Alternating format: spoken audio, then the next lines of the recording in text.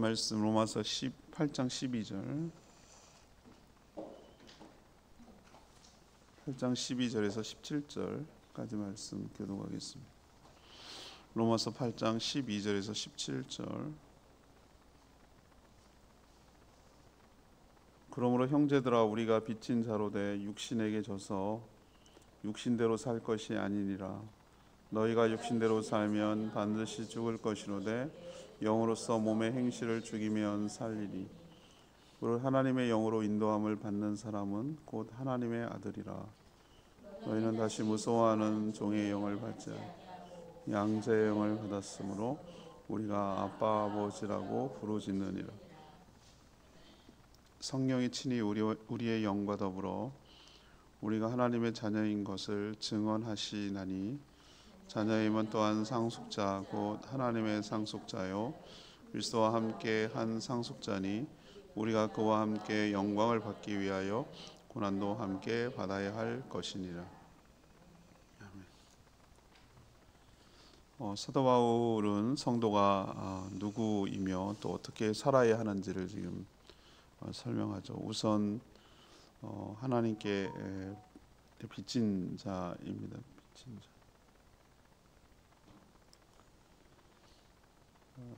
하나님의 은혜로 구원을 받았기 때문이죠.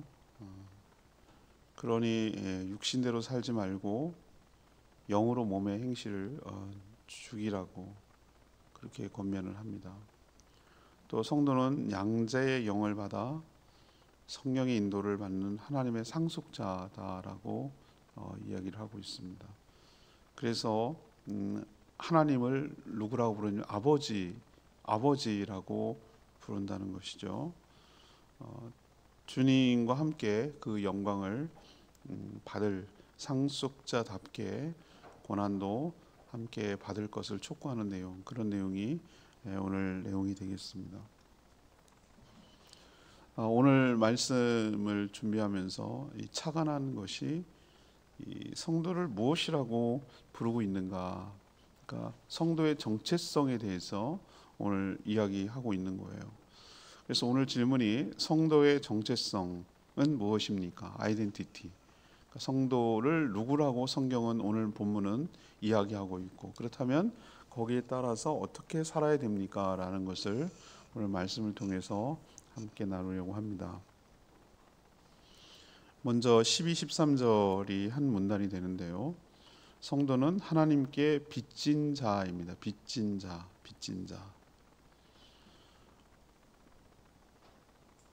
사람은 자신을 누구라고 생각하느냐에 따라 살아가게 되어 있죠. 늘 여러 번 자주 말씀드렸습니다만 이것을 뭐라고 부르죠? 자기 정체성, 아이덴티티라고 불러요. 자기가 자기를 무엇이라고 인식하느냐에 따라서 살아간다는 거예요. 사람은 거기에 합당하게, 거기에 알맞게 그 사회가 규정하고 있는, 아니면 자신이 생각하고 있는 어떤 그 사람의 합당한 삶을 살아가려고 하는 것이 사람의 기본적인 속성인 것이죠. 그래서 사도 바울이 성도가 어떤 존재인지 이제 비유로 설명을 하고 있는데, 첫 번째로 언급되는 것이 무엇입니까? 하나님께 뭐한 자라고요? 빚진 자라고 있어요. 빚진 자. 12절에 나오는데 하나님께 우리가, 형제들아 우리가 빚진 자다. 이건 비유죠. 비유. 하나님께 빚졌다고 그랬잖아요. 우리가 빚진 자로. 우리가 실질적으로 실제로 빚진 사이 있습니다, 여러분. 여러분 채무 조금씩 다 있죠. 조금만 있는 게 많이 있는 경우도 있죠. 우리 빚쟁이 인생. 빚 갚다가 볼일 다 보는. 빚 갚으니까 죽을 날이 가까우는 이런 인생일 수 있는데, 많이 빚을 지고 채무를 지고 영끌을 해가지고 집을 사는 이러면서 빚진 자로 살아가고 마이너스 통장을 쓰고 이렇게 살아간단 말이죠. 그 빚진 자라는 그 은유가 아주 적절하다고 저는 보는 게, 빚을 져본 사람은 그 느낌이 알아요. 그죠? 그것이 굉장히 불안하고 이자 날짜 다가오고 채무 상환하라고 독촉하고 여러 그러면 아주 되게 불편하고 힘들어요. 금융권도 그렇게 어려운데 그 사채 써보세요. 조폭 나오는 거예요. 조폭.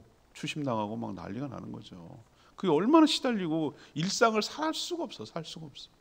맞죠? 그 눌림 때문에. 그 부담감 때문에. 그래서 여기서 빨리 진짜 내가 나가고 싶은 그 간절한 마음이 그 느껴지죠. 내가 진짜 다시는 빚지고 살지 말아야지. 내가 이렇게 사람이 눌려서 아무것도 못하고 사람이 시달리고 살아가는 게 얼마나 짐 하나 지고 살아가는 것 같은 그런 느낌을 받는단 말이에요. 그래서 그리고 또 다 그걸 갚았을 때 너무 홀가분하고 뭐 가진 건 없어도 그렇게 홀가분하고 기쁜 이유는 내가 거기서 해방됐기 때문에 그런 것이죠. 이건 비유라고 제가 말씀드렸는데 도저히 하나님께 갚을 수 없는 빚을 졌어요. 하나님께 받은 이 은혜를 뭐라고 해서 빚이라고 표현한 거, 빚 졌다고. 사도 바울이 그렇게 표현한 거예요.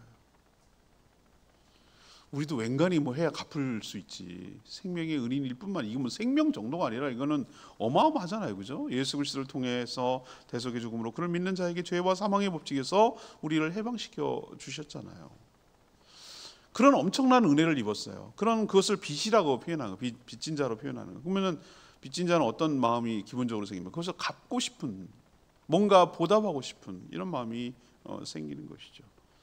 그렇지만 하나님께 받은 은혜는 무엇으로도 다 갚지 못해요. 아니 하나님은 고사하고 부모님의 은혜를 어떻게 우리가 다 갚겠어요? 못 갚습니다.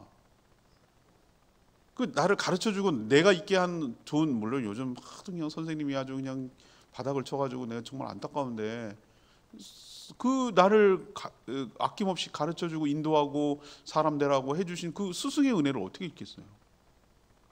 그래서 은혜라고 붙일 때 두 가지 붙여요. 부모님과 스승을 얘기하는데 그것과도 비교할 수 없을 정도가 하나님의 은혜입니다. 뭐라도 못 갚으니까 아이 몰라 난 포기 이러는 태도는 아니잖아요, 그죠? 우리가 부모님의 은혜에 감사한 마음이 있지요. 왜 사람이라면 없겠어요? 그러면은 뭐라도 합니다. 근데 그게 다 갚아지겠어요? 그렇다고 나 못 갚으니까 안 해? 이건 또 아니잖아요, 그죠? 뭐라도 그 마음 편하게 해드리고 그렇게 해드리려고 그렇게 애를 쓰는 거죠. 자식들은 그렇게 살죠. 그래서 은혜를 베풀어 주신 하나님이 그러면은 무엇을 기대하실까? 그리고 무엇을 기뻐하실까? 그걸 생각하게 돼 있어요. 빚진 자라는 진짜 도저히 갚을 길 없는 은혜를 받은 사람이라면 이렇게 생각이 들게 돼 있다. 이게 정상이라 이 말이에요. 그게 성도의 정체성이란 말이에요. 그래서 오늘 뭐라고 얘기합니까? 13절에 권면하는 당신이 정말로 빚진 하나님의 도저히 갚을 수 없는 빚진 것과 같은 은혜를 입은 자라면 13절 어떻게 살라고요? 육신대로 살지 말고 성령을 따라 14절 거룩하게 살아가라. 이건 하나님이 이게 하나님의 빚을 갚을 수는 없지. 물론 다 못 갚아요. 그렇지만 그게 바로 당신이 정말 빚졌다면 빚을 갚아가는, 은혜를 갚아가는 그 삶의 태도다 이거죠. 육신대로 살면 반드시 죽는다고 그랬어요. 전에 그렇게 살아왔죠. 그렇지만 이제는 어떻습니까? 성령을 통하여 죄의 유혹을 거부할 수 있는 권세가 생겼다고 제가 누누이 말씀을 드렸잖아요. 이게 얼마나 큰 권세인지 몰라요. 내가 노할 수 있는 권세가 생겼다고. 따르지 않아도 될 권세가 생겼다고. 전에는 맥없이 끌려갔는데 이제는 단호하게 대적하면 사단에 물러가게 돼 있지 우리가 더 권세가 세단 말이죠. 그래서 성도는 모든 유혹을 물리치고 육신대로 살지 말고 성령을 따라가야 될 책임이 있는 줄 압니다. 이게 바로 빚진 자가 살아가야 될 삶의 모습이어야 된다 이거예요. 그 정체성에 따른 합당한 삶이 바로 이거라는 거예요. 내가 정말 하나님의 은혜 도저히 갚을 수 없는 빚진 자 같은 그런 사람이라는 것을 인식한다면 그러면 그분의 기쁨대로 빚을 갚기 위하여 더 채무를 얹지 않기 위하여 그분의 기쁨이 되도록 하기 위하여 육신의 생각대로 살지 말고 성령을 따라 거룩하게 살아가는 것이야말로 그 빚을 갚는, 은혜를 갚는 그런 삶의 태도라고 오늘 촉구하고 있어요. 제가 동물이 제일 정직한 것 같아 내가 보니까. 저 은혜를 알아요. 은혜를. 동물은 은혜를 알아요. 사람만 모르는 것 같아. 사람만 배은망덕해요. 제가 보니까 그런 것 같아. 동물들은 다 알아요. 자기를 죽을 걸 걷어주고 보살펴주고 먹을 거 주고 그런 거에 대해서 다 알아요, 다. 그래서 뭔가 자기가 그 기쁨이 되려고 하고 상대방이 자기 나름 그게는 이제 어떨 때 불편할 수 있지만 고양이가 쥐물어 오잖아요. 자기는 그게 최선의 헌납이에요, 헌납. 사람 막 기겁할 일이지만 자기 딴에는 자기가 먹어야 될 거고 자기가 그래야 될 걸 갖다가 주는 거잖아요. 그 자기 때는 최선을 다해서 갚는 거거든요. 근데 사람만 몰라. 그래서 안 된다는 거예요. 하나님 은혜에 보답하고 그럼 하나님 뭐가 아쉬운 게 있겠어? 다 하나님 건데 우린 자꾸 뭘 주려고 그러는데 그게 아니라 너를 구원하는 것은 더 이상 죄 가운데 살지 말고 내가 만든 피조물, 내가 가장 공들여서 만고 하나님의 형상을 닮은 피조물이 그런 식으로 정말 추하게 꼭 내가 그런 것 같아. 내 자식이 막 잘못하고 그러면 꼭 내가 그런 것 같아서 내가 견딜 수가 없는 것처럼 하나님의 형상을 닮은 사람이 그렇게 추악하게 죄를 짓고 살아가는 것에 견딜 수가 없는 거예요, 하나님이. 그 느낌 아시겠어요? 그래서 이제 끄집어내줬으니 이제 그렇게 옛날에는 어쩔 수 없이 그렇게 살았는데 끄집어내줬으니 이제는 거룩하고 정결하게 살아 하나님의 자녀답게 하나님의 피조물답게 살아가는 것이야말로 갚을 수 없는 것이지만 그나마 그래도 하나님께 은혜를 갚으며 살아가는 길인 것 기억하시기를 바랍니다. 두 번째 정체성은 뭐냐? 14, 15절이에요. 14, 15절. 양자의 영을 받았다 그랬어요. 양자의 영을 받았다. 이거 다 은유예요, 은유. 사도 바울이 제시하는 성도의 두 번째 정체성은 하나님의 아들이라는 거예요. 하나님의 아들. 앞에는 1번은 뭐라고 그랬어요, 제가? 빚진 하나님께 빚진 자. 두 번째는 하나님의 아들이라고 표현하겠어요. 여러분 사람도 자녀가 되는 방법이 두 가지 있죠, 여러분. 첫 번째는 뭐예요? 직접 나와서 기르는 경우 그 자녀죠. 누가 뭐래 그래도 자녀죠. 근데 또 다른 방법이 하나 있잖아요. 우리 다니엘 기도회 때 강사 많이 나오잖아요. 또 다른 방법이 뭡니까? 입양하는 거, 양자로 드리는 거예요. 그것도 법적으로 똑같은 효력을 갖습니다. 물론 내가 배 아파서 안 낳았지만 신혜라 씨가 표현하죠. 사랑으로 가슴으로 낳은 자녀라고 표현하고 있잖아요. 그게 참 적절한 것 같아요. 그 입양하는 사람들의 얘기를 보면. 그러면 하나님의 유일하신 아들은 독생자는 누구입니까? 예수 그리스도. 뭘 낫다 이런 개념이 우리 하나님을 그렇게 우리 인간으로 비유할 수는 없지만 아무튼 독생자 유일한 독생자는 하나님 아들은 예수 그리스도뿐이에요. 그러나 놀랍게도 하나님 스스로 자기가 그 룰을 만들어 버렸는데 피조물을 자기의 자녀로 삼는 방법을 취해서 자녀이기 때문에 자기가 본인이 살고 계시는 하나님의 나라 천국으로 갈 수 있도록 만드는 방법 룰을 만들어 버렸어요. 그 하나님의 법칙. 그게 바로 지난 주일날 했던 예수 영접법. 영접하는 자 곧 그 이름을 믿는 자에게는 하나님의 자녀가 되는 권세를 주셨으니. 얼마나 놀라운 특권입니까? 우리 같은 피조물이 하나님의 자녀가 되는 거예요. 자녀 얘기했잖아요. 그러면 이건 어떻게 우리로 치면은 어떤 것이죠? 입양하는 거죠. 양자로 삼아 주신 거죠. 그래서 양자의 영이라는 표현을 쓰는 거예요, 오늘. 비유하는 거예요, 비유. 엄청난 특혜죠. 피조물 주제에 감히 하나님의 자녀가 된다는 것은 상상도 할 수 없는 파격 중에 파격. 있을 수 없는 거예요, 있을 수 없는 거예요. 그러나 하나님은 자신의 곁에 살게 하려고 너무 사랑하시기 때문에 자녀로 삼아주시고, 자녀가 아닌데 자녀로 피조물인데 자녀로 삼아주시고, 하나님이 사시는 천국에 들어가게 해서 살게 하시는데, 천국에 들어가는 이유는 딱 하나예요, 하나. 우리가 뭘 했기 때문이 아니라 자녀이기 때문에 그 집에 들어가는 거라고. 그 대목을 설명하니까 다 눈물을 흘리려고 그러고 감동을 받으시는구만. 해가 졌어요. 땅 따먹게 하느라고 인생 다 보냈어요. 놓고 가야 될 그 땅 뭐라고. 깜깜한 밤이 될 때까지 손이 부르트도록 그 재미났다고 네 거니 내 거니 그러면서 싸워가면서 피 터지게 그렇게 땅을 했는데 깜깜한 밤이 돼서 안 보여서 할 수가 없네요. 죽었어요, 죽었어. 그럼 집으로 가야 되는데 어디가 집이냐고요? 부모님이 사는 곳이 집이지. 부모님이 없어요. 갈 곳이 없어요. 추워요. 배고파요. 무서워요. 거기가 지옥이라고 했어요. 내가 우리 집에 가는 이유는, 내가 그렇게 집에 들어가서 당당한 이유는 딱 한 가지예요. 그 집 아들이거든. 그러니까 날 맞아주시거든. 아들이기 때문에 다 혜택을 주시거든요. 천국이 그런 곳이라고 생각해 보시라고. 천국이 어떤 것인지 우리 상상이 안 돼. 경험을 못했으니까. 하나 딱 기억할 것이 있어요. 하나님이 사신 곳이면, 하나님이 누리는 곳이면 더 이상 사람이 더 이상 어떻게 더 좋은 걸 누릴 수 있겠어요? 하나님이 누리고 살아가는 그런 세상이라면 그보다 더 좋은 게 어디 있겠어요? 더 이상 없단 말이죠. 그죠? 근데 하나님이 누리는 게 내 거예요. 그 집에 들어가면은 지가 텔레비를 샀나, 지가 뭐 음식을 하나도 한 게 없어, 자기는. 그렇지만 하나님 아버지가 누리고 있는 것을 자녀기 때문에 똑같이 다 누린다면, 이걸 죽지는 않았지만 상속받았다, 유업으로 받는다 그런 거예요. 놀랍지 않으세요? 그게 복음이죠. 그게 복음이죠. 나 같은 자를 양자 삼아 주신 거, 나 같은 자를 자녀 삼아 주시는 거, 이게 은혜 아니에요? 이게 성도의 정체성이라고요. 그러면 자녀라는 증거가 뭡니까? 라고 오늘 사도 바울이 얘기하는 거예요. 그러면 양자라는 증거가 뭡니까? 증거가 있지.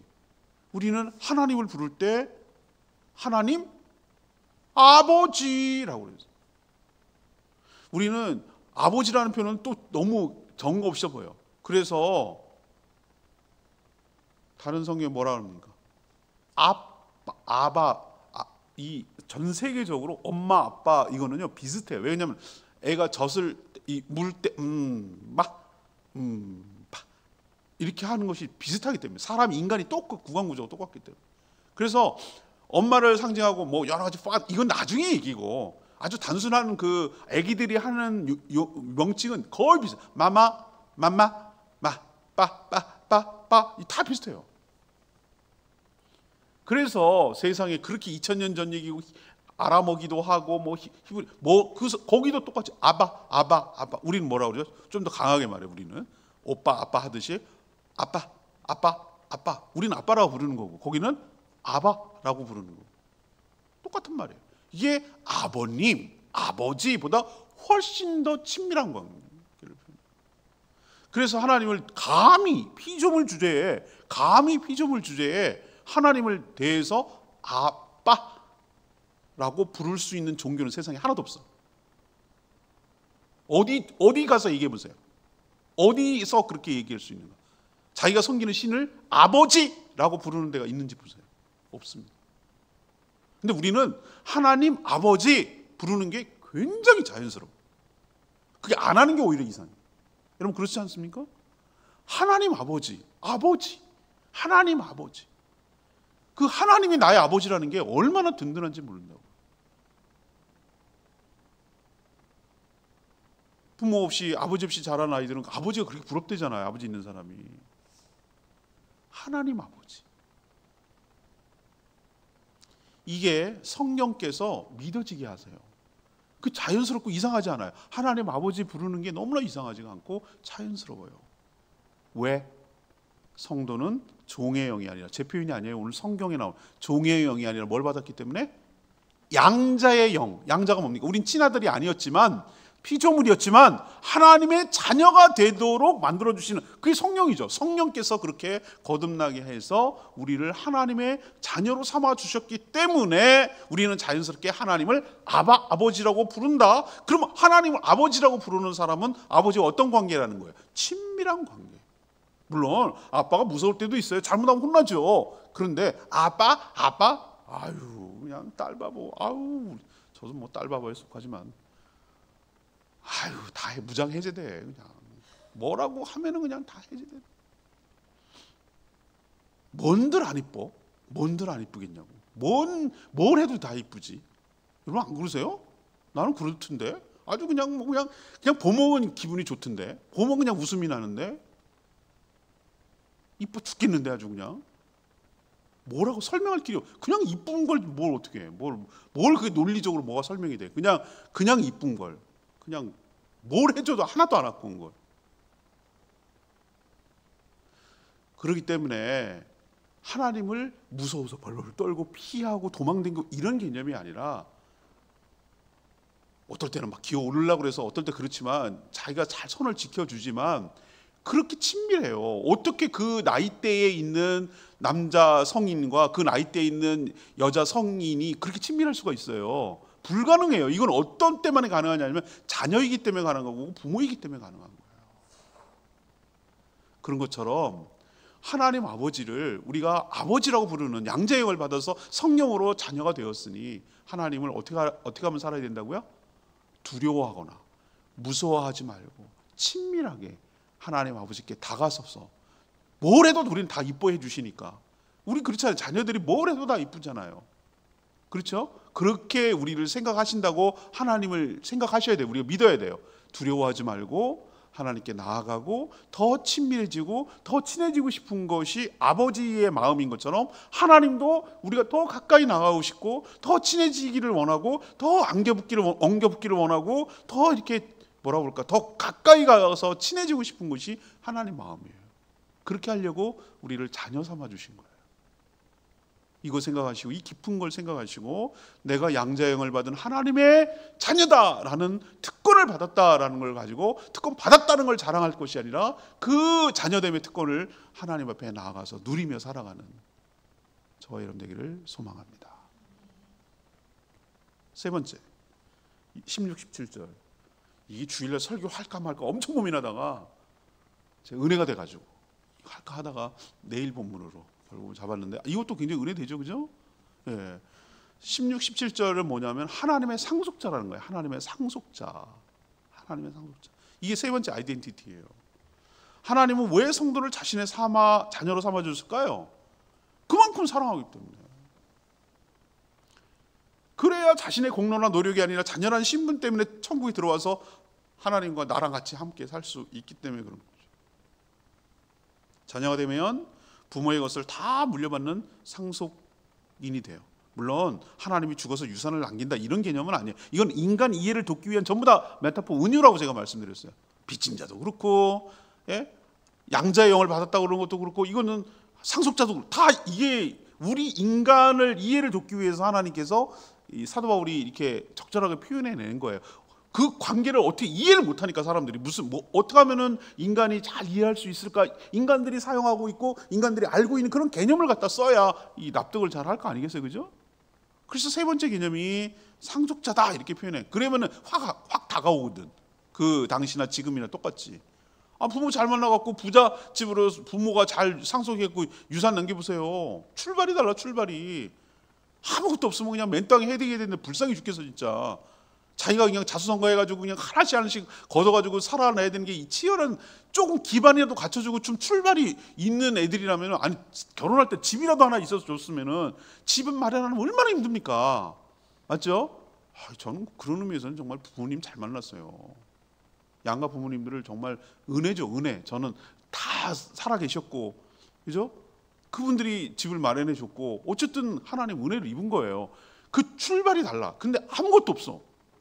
그냥 자기네들이 해서 만들어야 돼. 얼마나 버겁고 힘들겠어요. 세상살이도 이런데 하나님께서 우리에게 뭘 주신다? 이건 굉장한 거 아니겠습니까?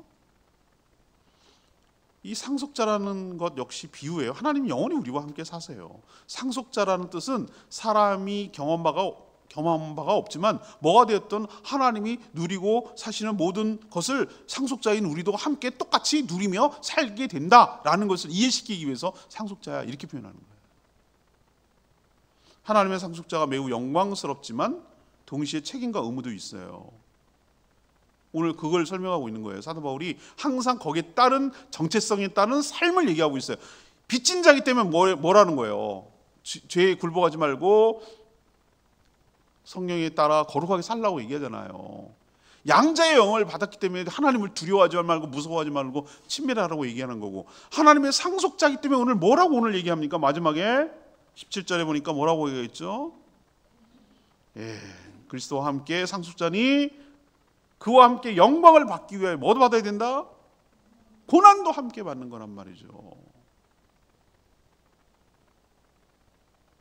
체리피커 좋은 것만 따먹으려고 하는 열, 그게 아니라 그를 위해서 헌신하고 동참하고 주님의 나라를 위해서 기꺼이 주님도 그 길을 걸어가셔서 멸류관을 얻으셨으니 우리도 주님 따라가면서 그 상속자로서 얻을 그 답게, 상속자이기 때문에 그런 고통과 고난과 어려움을 당하는 것이라고 생각하고 기쁜 마음으로 그렇게 살아가게 되기를 바라는 것이 사도 바울의 권면에 따른 정체성인 것 기억하시기를 바라고 이렇게 살아갔으면 좋겠습니다. 레마의 말씀 13절 말씀, 너희가 육신대로 살면 반드시 죽을 것이로되 영으로서 몸의 행실을 죽이면 살리니. 육신대로 살면 반드시 뭐한다? 죽을 것이로되. 육신대로 살아간다는 것은 말씀으로 기록되는 하나님의 뜻대로 사는 것이 아니라 그저 육신의 욕망이 이끄는 대로, 육신이 원하는 대로, 육신이 하고자 하는 대로, 육신의 끌림대로, 감정대로, 쾌락을 위해서, 자기 몸의 유익을 위해서, 그 느낌 아시죠? 자기 욕망을 채우기 위해서, 자기 뱃속 채우기 위해서, 자기 기쁘게 하려고, 다 똑같은 말이에요. 자기 욕심 채우려고 전부 다 이게 육신의 대로 살아간다는 게 이런 개념이에요. 이런 개념. 근데 우리는 대부분 많이 육신대로 많이 살아요. 편하자. 잠언에 나오잖아. 좀 더 찾아, 좀 더 눕자, 좀 더 졸자, 좀 더 많이 먹자, 뭐 좀 더 많이 돌아다니자, 좀 더 많이 갖자. 전부 다 육신대로 살아가는 거예요. 철저하게 자기 중심, 우주의 중심은 나를 중심으로 세상이 돌아가게 되고 모든 것들이 다 나를 위해 해야 돼. 그게 바로 죄라는 거예요. 육신대로 살아가는 거예요. 몸이 즐거우면 무슨 짓인다고. 육신대로 살지 않으려면 어떻게 해야 됩니까? 비법. 성령으로 몸의 행실을 뭐 하라고요? 죽이라고. 성령의 인도함을 받으라. 우리 안에 내면에 두 것이 주도권을 갖고 싸운다고 그랬죠. 사도 바울도 고백했어요. 이게 그 얘기 들으니까 위로가 된다고 제가 말씀드렸죠. 이야, 사도 바울도 뭐 대단한 사도인데 그 속에서 막 저렇게 갈등이 있고 내면에 어려움이 있구나. 나만 그런 게 아니었네 라는 생각이 위안을 얻지만 그는 그래도 두 가지 주도권을 가지고 싸우려고 하는 그 싸움에 어디에다가 항상 순종을 하려고 노력합니까? 영의 소리, 성령의 소리에 두 마리 늑대내가 산다고 그랬잖아요. 어디다 먹이를 주냐에 따라 지배한다고 내가 말씀드렸잖아요. 성령의 소리에 계속 순종하고 계속 따라가는 삶을 살아갈 때 육신대로 살지 않고 그게 바로 영의 행실을, 영으로 몸의 행실을 죽이는 거예요. 그러다 보면 점점 성령의 사람이 되어가게 될 줄 믿습니다. 세 가지 오늘 메타포 얘기했어요. 1번 뭐라고요? 빚진 자. 빚졌으니 빚쟁이 눈치 좀 보라고요. 그 도저히 갚을 길 없는 하나님의 은혜를 입었으니 주님의 기쁨대로 성령이 충만하소서. 그 다음 두 번째는 뭐예요? 양자형을 받았다고 그랬잖아요. 하나님의 자녀가 됐다. 자녀에 무서워하지 말라고, 종이 아니라고, 눈치 보지 말라고요. 막 무서워하고 절절매고 제가 생명의 삶 때 종하고 자녀의 차이점은 뭐예요? 종은 눈치를 봐. 눈치를. 여러분 종으로 사는 사람 되게 많아요. 자꾸 하나님 눈치를 봐. 왜 눈치를 보냐면 내가 뭐 잘못하면 벌 줄까? 내가 뭐 요즘 안 하면 어떡할까? 자꾸 하나님 눈치를 봐요. 자녀로 안 살아요. 자녀로. 종이 아니라 자녀라고 얘기해도 자녀는 때로는 뭐 버르장머리도 없기도 하죠. 그러면 안 되지만 그만큼 뭐 믿는 구석이 있으니까 좀 까불어도 날 봐주고 용납해주고 그럴 거라는 어떤 믿는 구석이 있으니까 그렇게 하는 게 이쁜 거죠. 그렇죠? 너무 어려워하고 무서워하고 눈치를 보고 네 잘못했어요 그렇게 막 살아가면은 부모가 속상할걸요. 맞죠? 예, 세 번째는 뭐예요? 상속자. 그래서 모든 것을 누릴 자답게 고난도 함께 받으며 살아가라고 오늘 촉구하고 있는 거 기억하시고 우리의 정체성에 맞게 우리도 살아내는 저와 여러분 되기를 소망합니다. 오늘 말씀 붙들고 기도하기 전에 아빠 불렀죠. 축복의 사람 764장 찬양집 764장 축복의 사람 부르겠습니다.